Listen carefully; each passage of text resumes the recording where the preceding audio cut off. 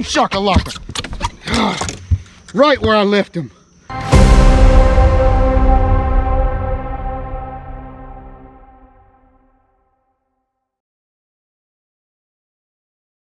I am back on the James River.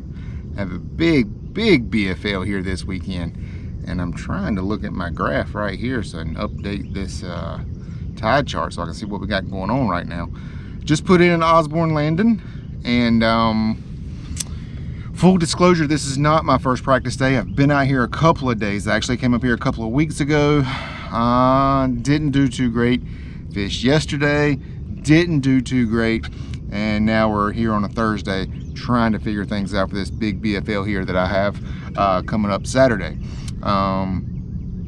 So yeah, I don't know, man. It just has not been fishing too good for me. So we're gonna kind of feel like I've lost my mojo a little bit. You go back a few weeks, I didn't weigh in a limit. Second day on the Potomac River at the Toyota Series. Turned right around, went to High Rock. Only caught 2 fish on High Rock, and so then I came out here and just found a bite really tough. So I kind of feel like I've lost my mojo a little bit. So we're gonna do a lot of grinding over the next couple of days here, see if we can get that back a little bit, see if we can find some quality fish here. My history here on the James is not real great, and so I never had a really great tournament here. So we're looking to change that. We need to change that in a big way come Saturday. So I'm gonna poke around here. We are at a nearly completely high tide right now. Might be starting to pool just a little bit.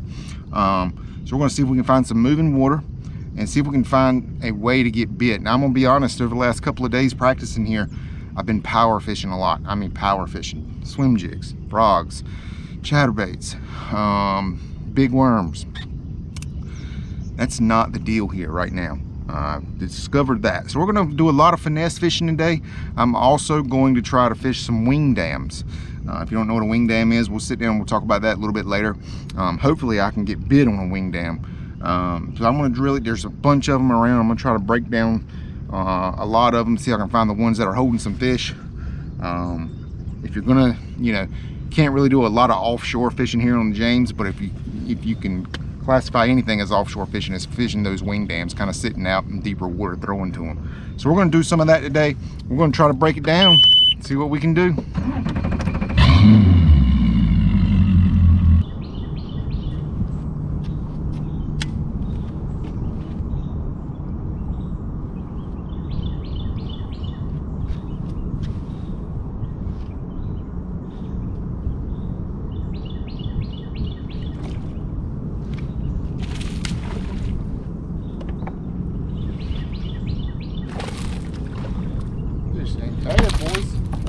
Actually pretty good one for the daggone James. I mean, good one for me considering I ain't caught a daggone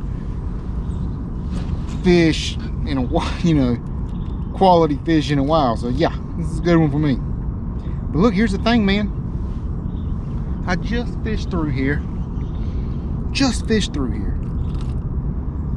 Didn't do it, didn't even have a bump, didn't even see a fish on live scope or nothing. Gamakatsus, boy.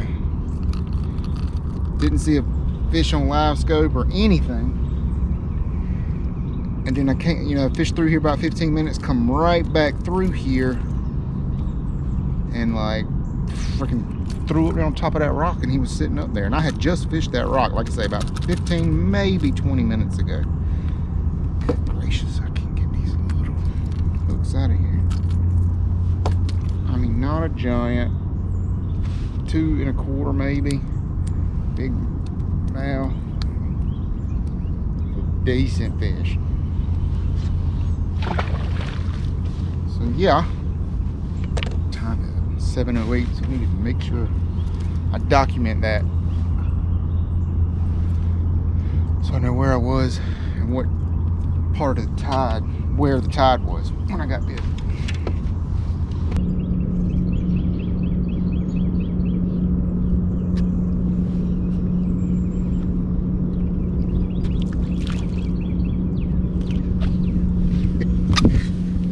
This is a new personal record.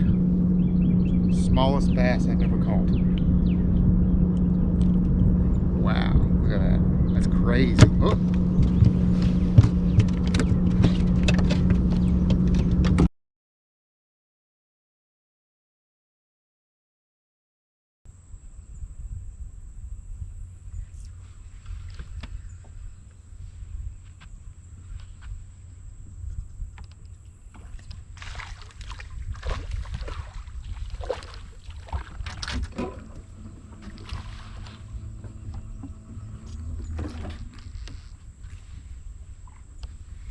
Just tell you what's happened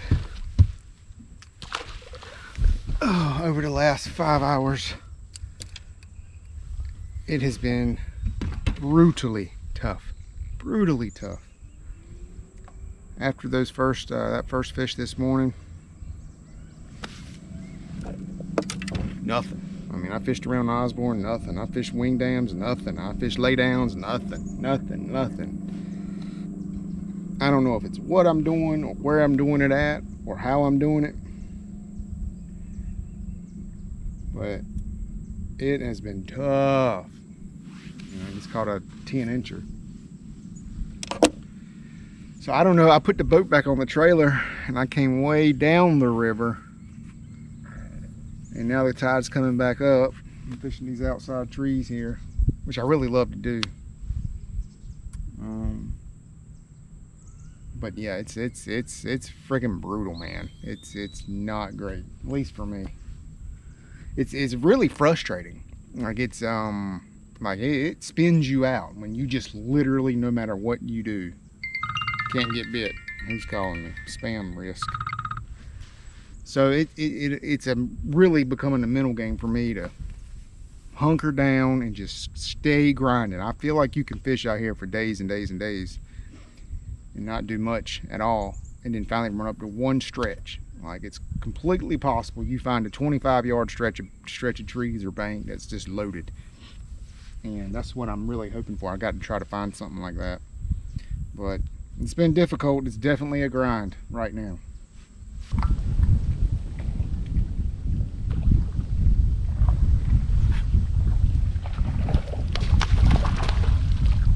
Hey, there's a bass.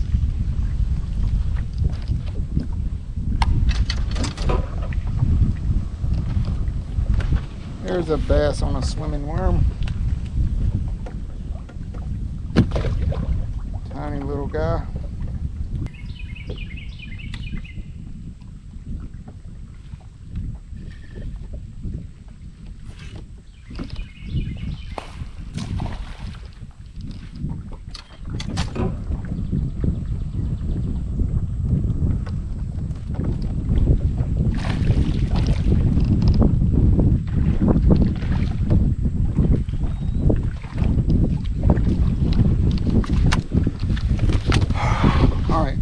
About it. That is 2 fish basically back to back, about within 2 minutes of each other. Matter of fact, 2 minutes and 3 seconds, according to what this GoPro says. That one ain't bad, but it's been a struggle. Fishing, and you finally pull up to one short little spot and catch 2 keepers. Now here's the thing, I'm pretty long ways away from launch, from where we're blasting off at, and it would be a gamble to come down here.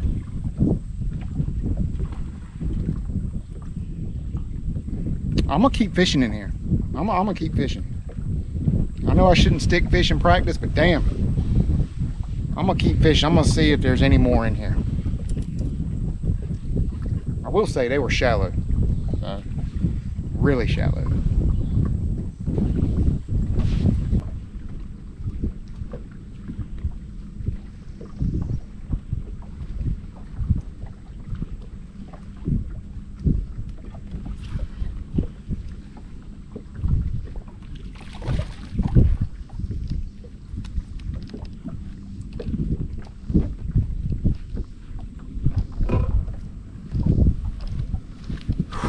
So not a big one. That's the same spot as the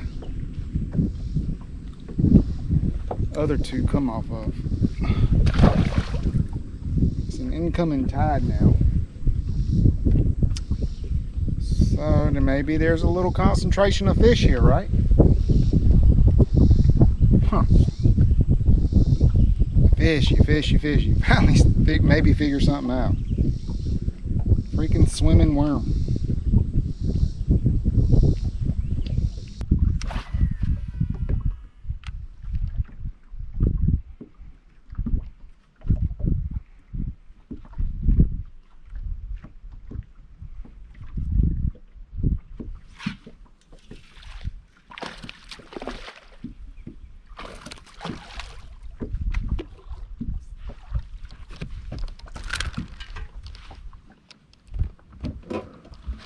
All right, fellas, that's 4 fish in relatively the same area. The first 3 were right on top of each other, and then this last one here, I'm about, what's that? Oh, I don't know, 50 yards away or something. Here's the deal, man. Good gracious, get this out first. We'll talk about it. Truthfully, I hate making YouTube videos. It's a lot of work. But one thing I do like is having this camera here and I can talk to it. And while I might seem like I'm talking to you right now, I'm really talking to me. And I'm trying to break this all down in my head. Anyway, this is what we're dealing with out here. I don't know what this is.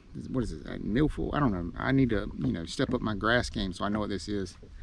But this is what we're dealing with. This is all scattered throughout. It's not clumps of it. It's kind of scattered and mixed around. And swimming a worm through grass is like, one of the oldest tricks in the book.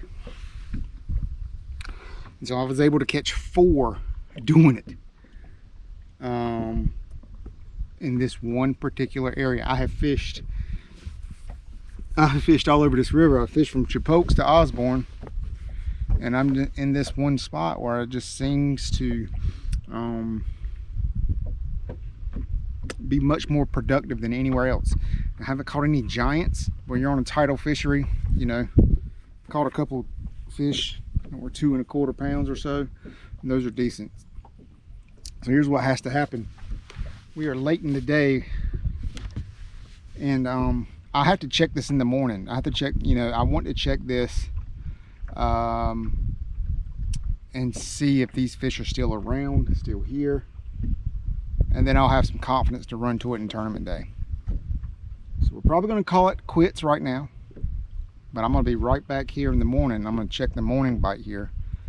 The tide is actually in the morning going to be exactly the way it is now, except instead of rising, it's going to be falling. So right now I'm catching them on a rising tide. I'm going to need to hopefully be able to catch them on a tide that's falling tomorrow and Saturday. So that's it for now. Okay, little change in plans this morning. I was going to go back to that area I found yesterday afternoon and try to break it down and fish it through different tides and see how it is. But I decided to come explore a little bit, find some new water, find some better quality fish, and just see what happens. So we're way up the Chick. I mean, you can't get any further up than where I am right now.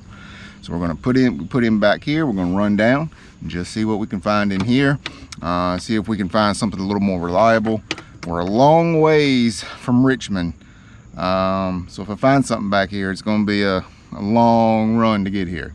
So it's 6:21, we got to get going. Tide's starting to pull out. In theory, they should be eating good back here right now. So let's see what happens.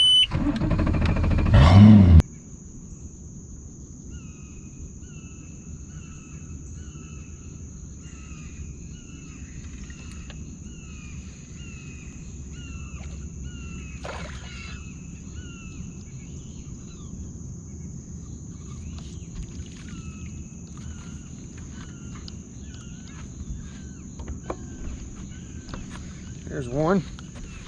This is a Ain't big, but it's a fish. This is a completely different fishery than what I've, been fishing. Lots of pads.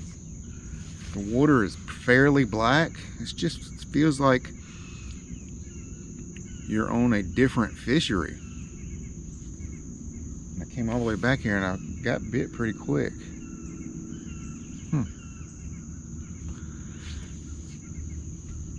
Gotta find some better quality though.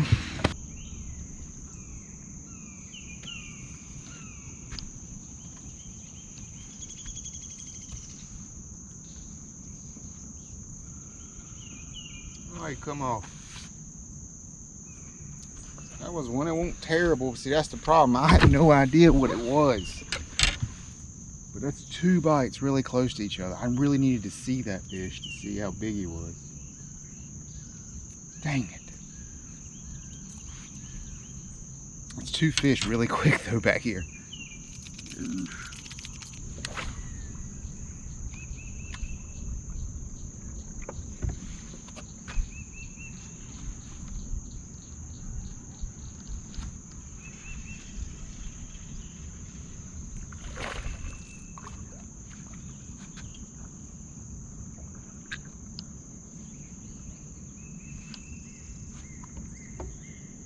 Another little one. He ate that as soon as it hit the water. He ate it. But again, that's 1, 2, 3, because I lost one on that crankbait. It's 3 fish back here in, I don't know, 30 minutes.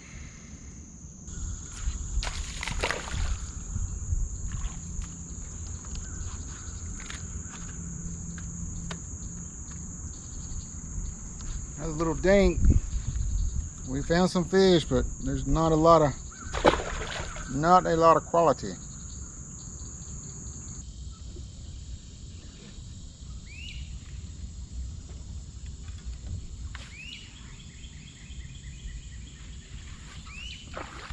Now that might be a little better one.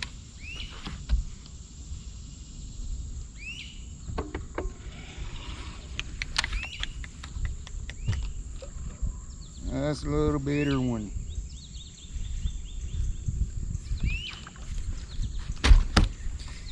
Yeah, that's a little better one.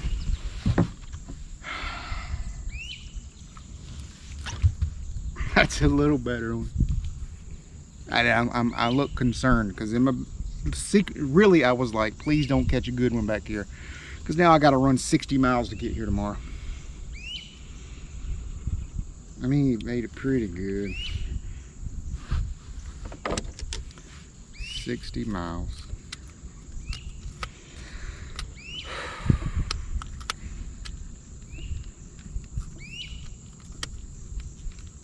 Hey Siri, what time is it?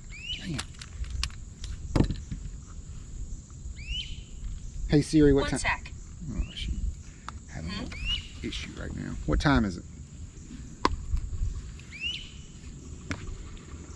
1 sec. It's 9:39 a.m. 9:39. It really means it's 10:39 tomorrow. The wheels are turning. The wheels are turning. What do? I run 60 miles.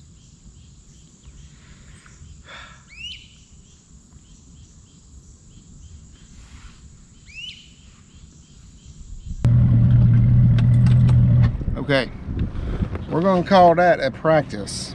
It sure did end a heck of a lot better than it started. I think you need to find out where the fish are here. And they're grouped up in certain spots. I found a spot yesterday. I found a spot today. It's a long run. I've never pushed my boat that far before or that hard. I've never tested the limits of my gas tank. I think it's roughly 60 miles. And you know, a lot could go wrong when you're making runs that long. So I've got a lot to think about. I'm gonna sit down and look at the tides, figure out, you know, if I make a little milk run, I need to make sure I'm in the right place at the right time. So looking at your tide chart's important for that. And make sure all your bolts and stuff are tight and everything's good. The wind could pick up, it could get really rough out there. Just a lot could go wrong. And I could make this big giant long run for nothing. I can get there and there's no fish there. They're not eating, or my timing's off, or I don't catch nothing but a bunch of dinks. I don't know what I'm gonna do, but appreciate you guys watching. See you tomorrow morning.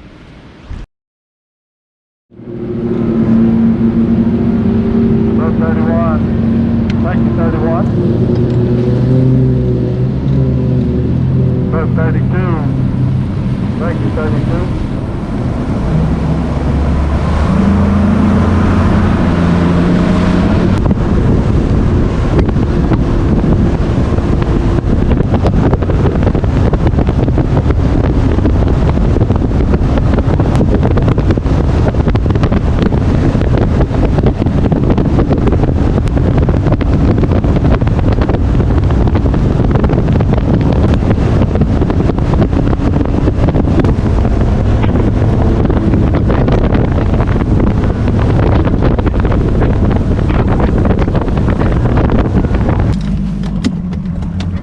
Good luck to you, bud. Good luck, man.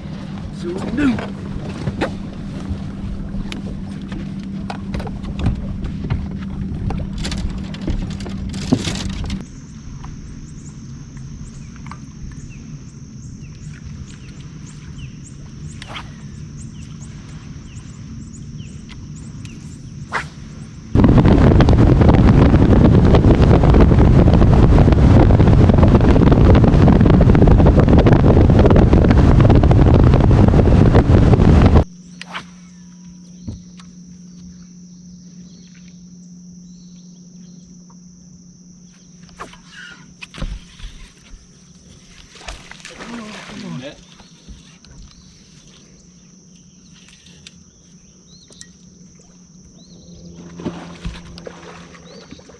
Right where I left him. Boom shakalaka.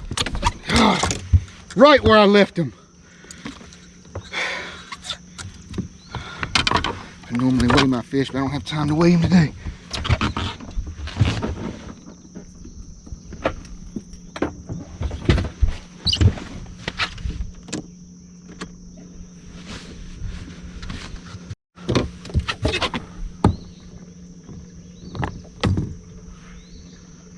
Right where I left him. You called in practice, huh? Yep.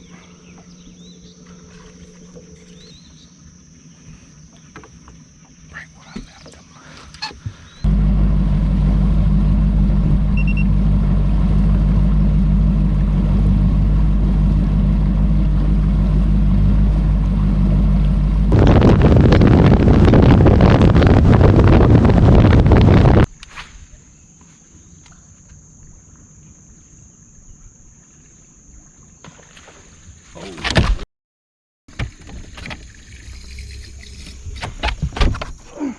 Please be on there. Please still be on there. That was a giant.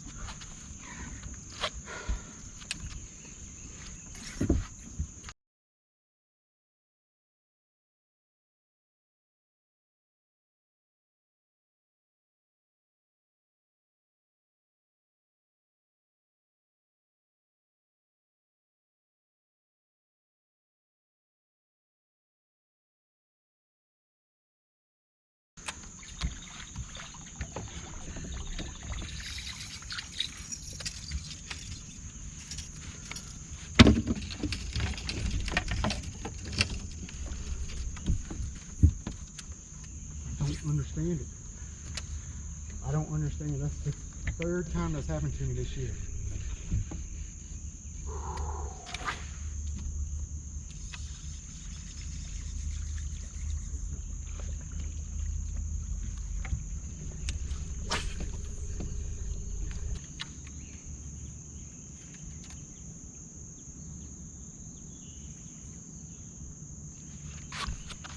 Yeah. I think it's the same one. But you're getting that trolling motor.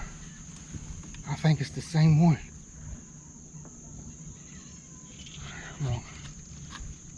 Boat flip. Yes, sir. Yes, sir. I don't know for sure, but it might be the same one.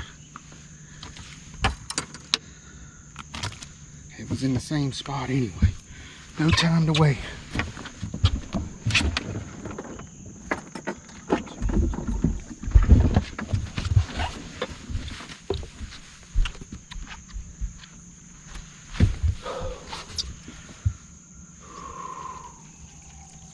I think that was the same fish. I really do. I think I followed up with this.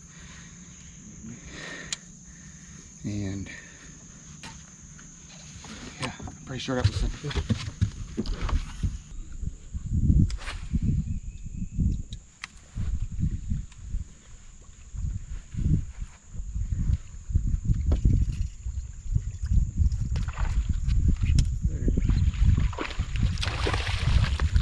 Hey, I'm just happy you're getting down.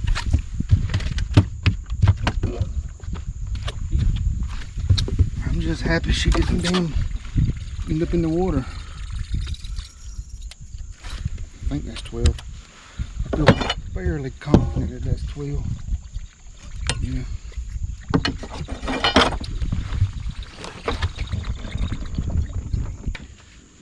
Put me on the salt. There it is. Go.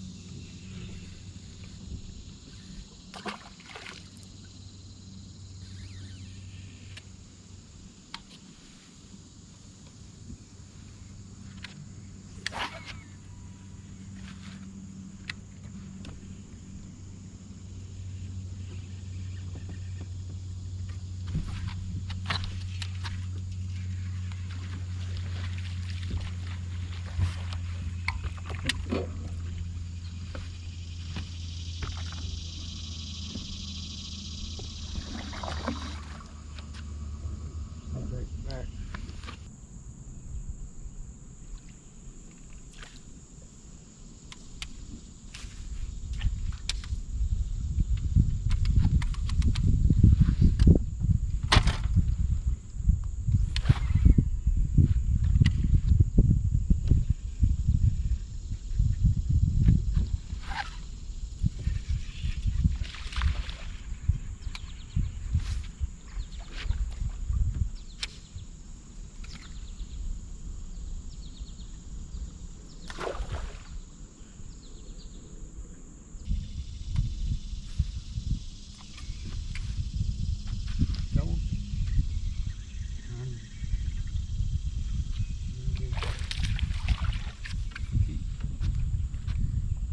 Trying, just can't daggone.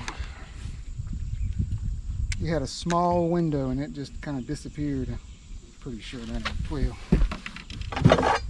Just stopped all of a sudden. Damn, it might be 12. I mean, I can make them touch, but I don't.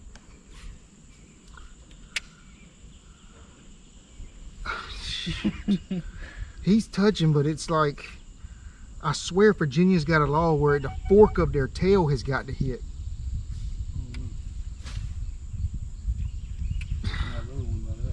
I'm gonna keep them just in case.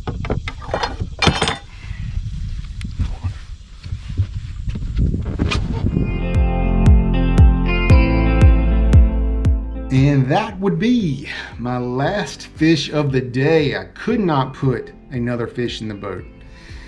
Could not, I think I might have had one more bite the rest of the day, but after this small little 12-incher, and it did measure, by the way, just by the hair of its tail, I just couldn't get bit anymore. I don't know. That's the way that fishery is. You know, you got a small window of time there, and if you don't get it done, you don't get it done. But 8 pounds 9 ounces, that doesn't sound great at finishing 71st place.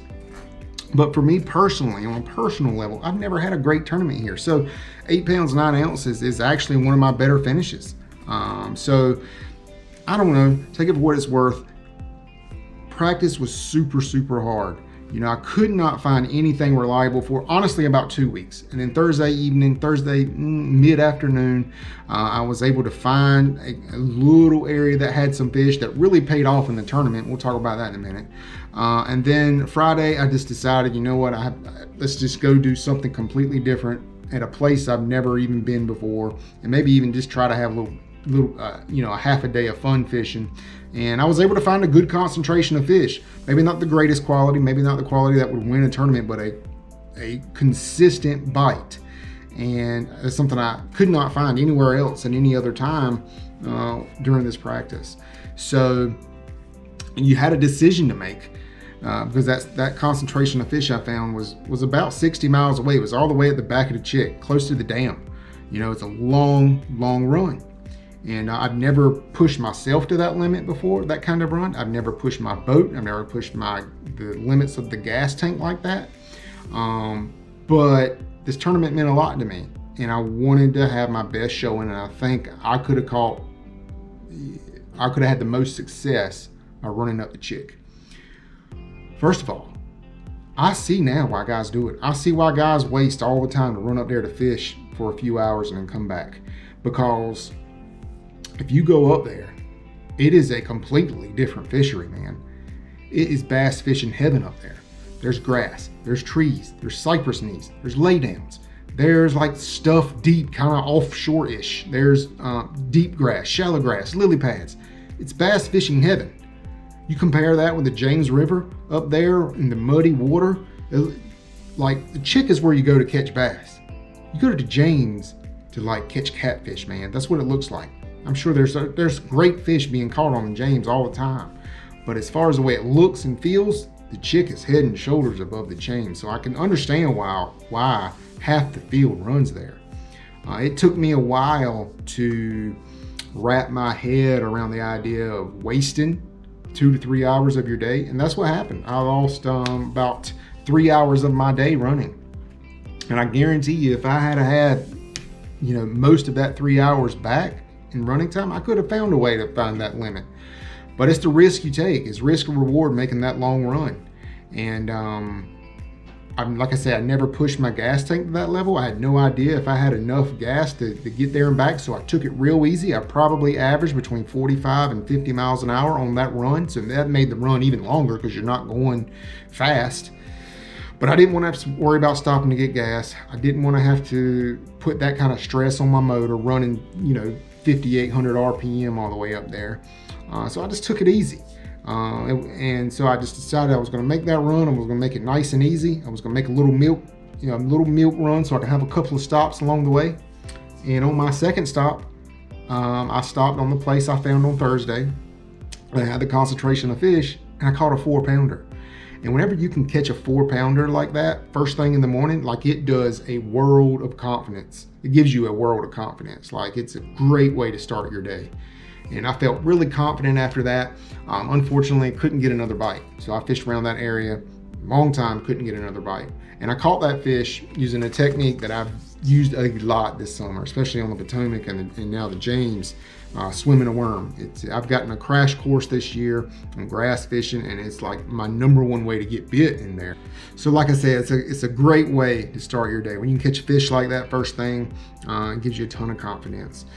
From there, we shot all the way up the James. We finished off the run there and went all the way up close to the dam. Super long run, you know what I mean? And as soon as I got in there, I started getting bit.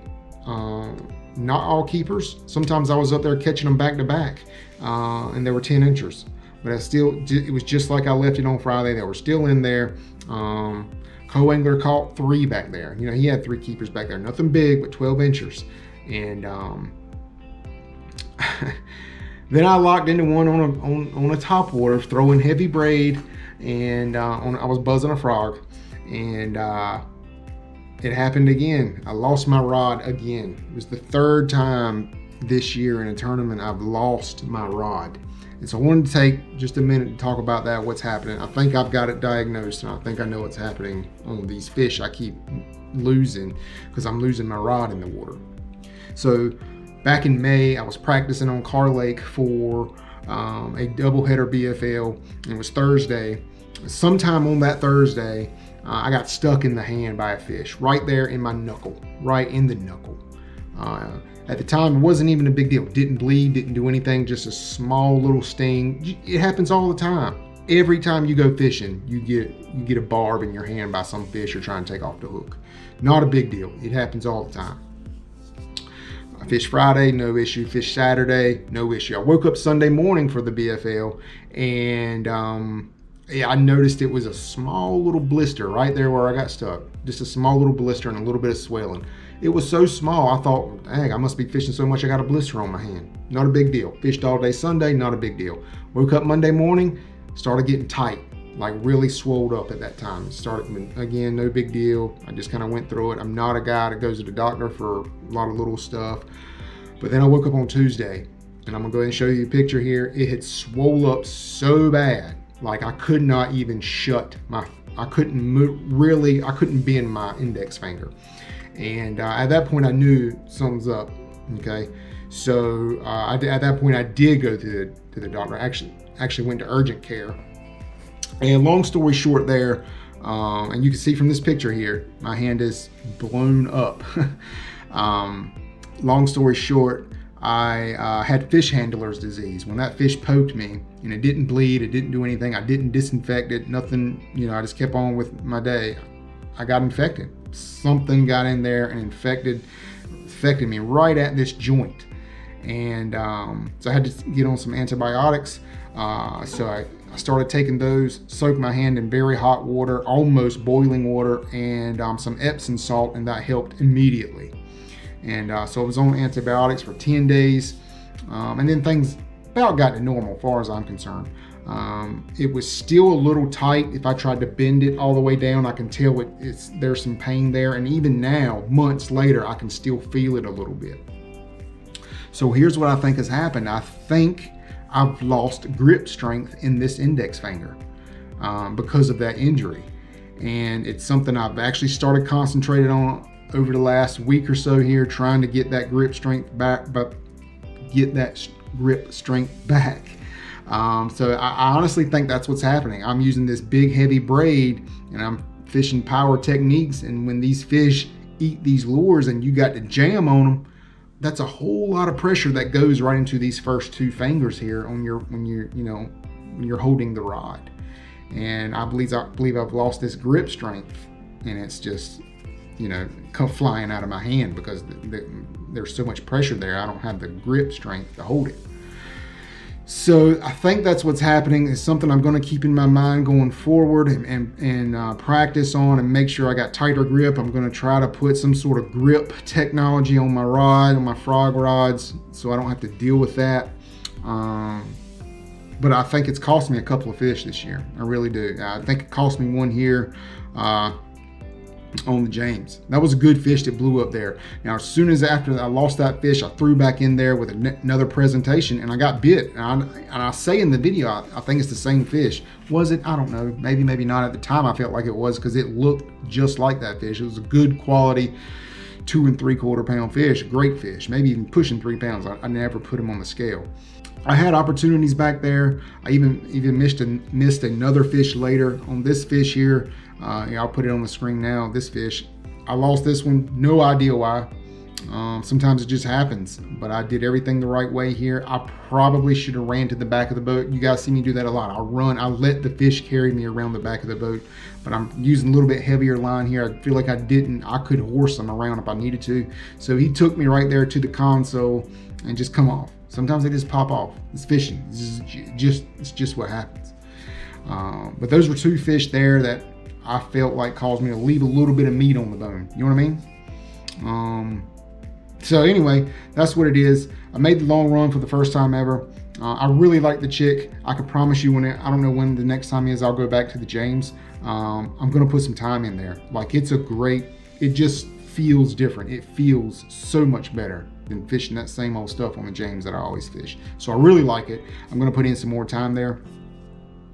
That's that for the James River. We ended up there in 71st place, 8 pounds 9 ounces, but gained a lot of experience there. I'm looking forward to going back. What is coming up? A lot of stuff coming up, a lot of good stuff coming up. Going to Lake Champlain here real soon. And I'm not just fishing one tournament up there. I'm fishing 2 tournaments. I'm fishing a BFL up there on a Saturday, turning right around and fishing the Toyota series there about 4 or 5 days later. And so I'm really looking forward to going up there and catching smallmouth. And I'm not looking at these tournaments as tournaments. I'm not looking at this like, I'm going up there going to have a good time. You know what I mean? I'm going to catch some smallmouth for a week, and I'm just going to be in a tournament while I'm there. So that's it. I appreciate you guys watching. I'm going to see you on Lake Champlain.